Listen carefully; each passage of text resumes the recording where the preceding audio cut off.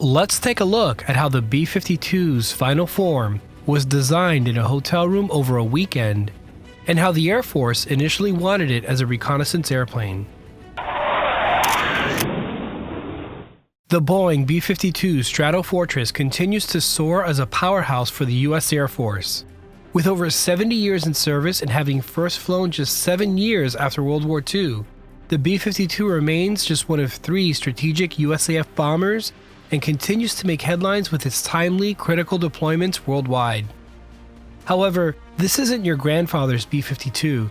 Despite its decades in service, the B-52 is constantly adding new weapons and capabilities, and its future is secured by outliving its previously anticipated replacements, the B-1B Lancer and the B-2 Spirit bombers. With new engines in the works and an array of upgrades already in place or coming soon, the legendary B-52 will continue to fly proudly alongside the brand new B-21 Raider for decades to come. Today, in part 1 of 2 on this series about the B-52, we will take a look at the development and staying power of this legendary bomber, which has been affectionately referred to as BUF, for Big, Ugly, Fat Friend. Ask your parents. Development. The journey to the iconic B-52 Stratofortress began with a Boeing response to a strategic bomber requirement all the way back in November of 1945. Despite the initial plans going through numerous changes, the familiar form of the BUF eventually took shape. We start with the Model 462 design, which had straight wings and planned for 6 Wright XT-35 turboprops. This design was a nod to the company's previous B-17 and B-29 designs. As a result of this design proposal, in June 1946, Boeing won a development contract for the XB-52, which would be a full-scale mock-up of the Model 462. However, the Model 462's lifespan was short-lived, as the Army Air Force saw no distinct advantage over the Convair B-36 Peacemaker. In response, Boeing quickly presented the redesigned and slightly smaller Model 464, which was powered by 4 Wright XT-35s. Still, the overall configuration was similar to the Model 462. This design also gained some support, but General Curtis E. LeMay, who at the time was the Deputy Chief of Air Staff for Research and Development, wanted a bigger and heavier airplane. As a result, the Model 464 was scaled up almost to the proportions of the original Model 462. Unfortunately, this new design was also rejected due to cost and performance concerns, and the B-52 story may have ended before it even began. Nevertheless, Boeing would not give up on the Model 464, and by mid-1947 it had refined the design to the Model 464-29.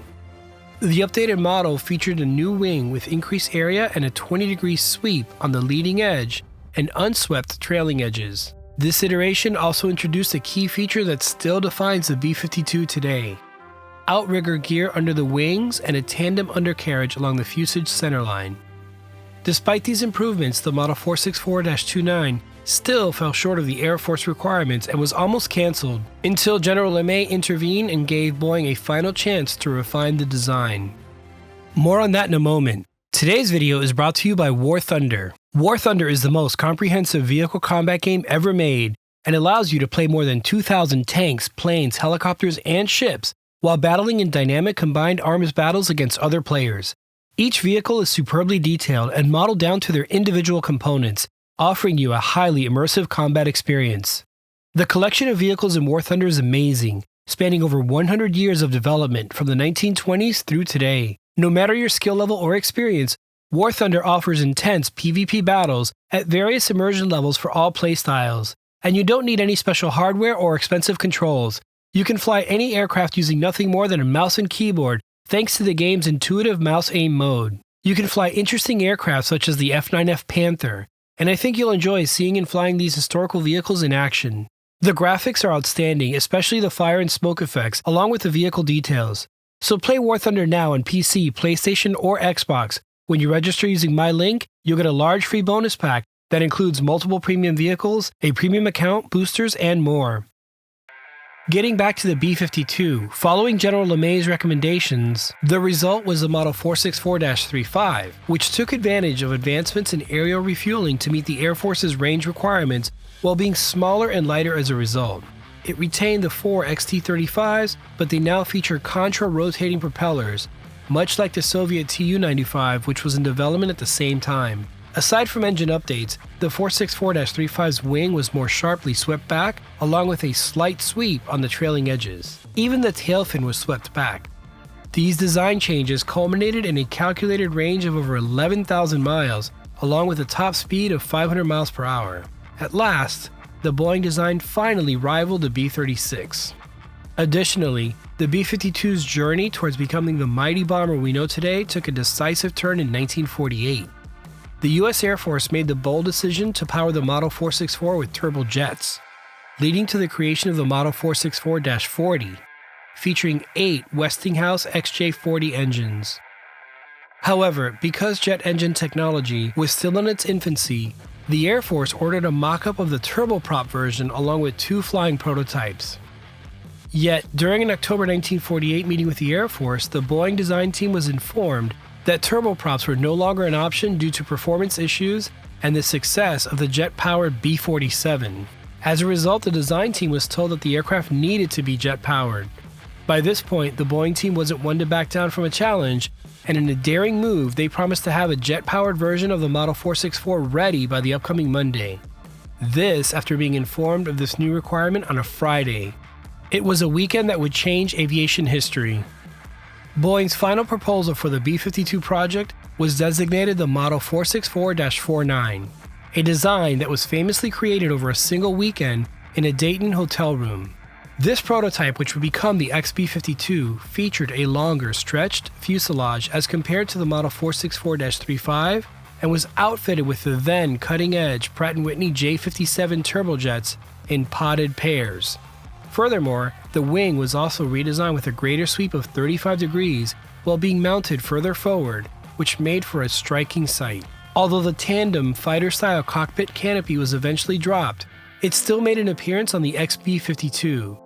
With the Model 464-49, the Boeing team finally succeeded in capturing the attention of the Air Force, and ultimately became a historic decision that the service would never regret. XB-52. The XB-52 prototype faced competition from other aircraft such as the Convair YB-60, yet it was able to secure its place in production with the support of LeMay. To meet the requirements of Strategic Air Command or SAC, the aircraft's range was increased by stretching the fuselage and increasing the fuel load, resulting in a combat radius of 3,070 nautical miles without refueling and a total weight of 390,000 pounds. The XB-52 also featured a tall, narrow chord swept fin, a characteristic of early B-52 models. The Air Force originally contracted for 2 XB-52 prototypes, with one being completed as a YB-52, though the reason for this is not entirely clear. It could have been a cost-saving measure as the differences between the 2 prototypes were minor. The YB-52, again the first prototype, took flight on April 15, 1952. Launching from Boeing's Seattle plant and landing at Larson Air Force Base in Washington. Test pilot Tex Johnston was highly impressed with the aircraft, famously stating, quote, "I am convinced that this is not only a good airplane, it's a hell of a good airplane," end quote. The Air Force eventually accepted the XB-52 in March of 1953. However, both prototypes, including the YB-52, were eventually scrapped.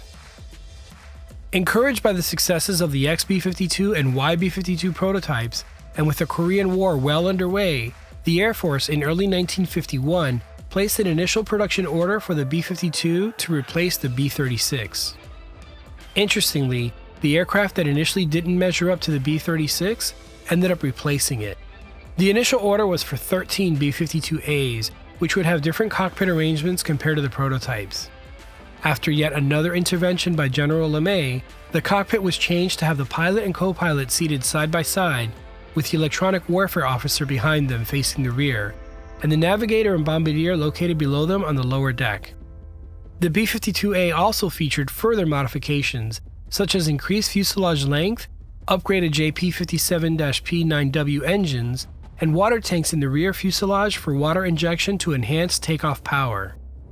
Although the B-52A was a solid design, the production order was modified to only produce 3 aircraft, with the rest being completed as RB-52Bs. The first B-52A took flight in August of 1954. and all three A models were used extensively for testing. The most famous of these three test buffs was the B-52A, which was permanently converted to serve as a mothership for the X-15 high-speed research aircraft program, a role that continued until 1969.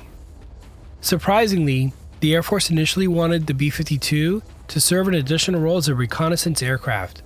This was demonstrated by the fact that the B-52B was the first operational version of the B-52. The dual-role designation R and B reflected the Air Force Headquarters' initial focus on reconnaissance missions. Not surprisingly, however, SAC had different ideas and proposed to only install pod-mounted cameras as needed. This, despite the fact that back in October of 1951, the Air Staff declared that all B-52s would temporarily be produced as convertible reconnaissance/bomber aircraft.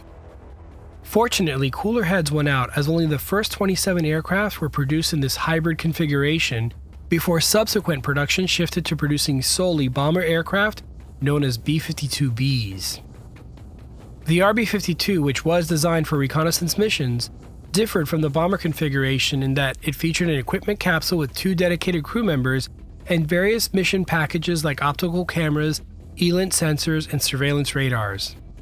Interestingly, the actual missions flown by B-52s are still largely unknown or classified, and the Air Force eventually dropped the B-52 designation altogether. As previously mentioned, the 27 remaining B-52B models were designed solely for bombing, without any provision for reconnaissance capsules. The first B-52B took flight in July of 1955. These B-52Bs mainly served as crew training aircraft until the mid-1960s. One of the former B-52Bs was converted into the B-52B configuration, which supported NASA's X-15 program and served as a mothership for other air launch vehicles like the X-43 hypersonic test vehicle until its retirement in 2004. Believe it or not, we're only halfway through telling the story of the mighty buff so far. Be sure to click on subscribe and mash that bell so you'll get notified when part 2 drops. Thanks again to today's sponsor, War Thunder.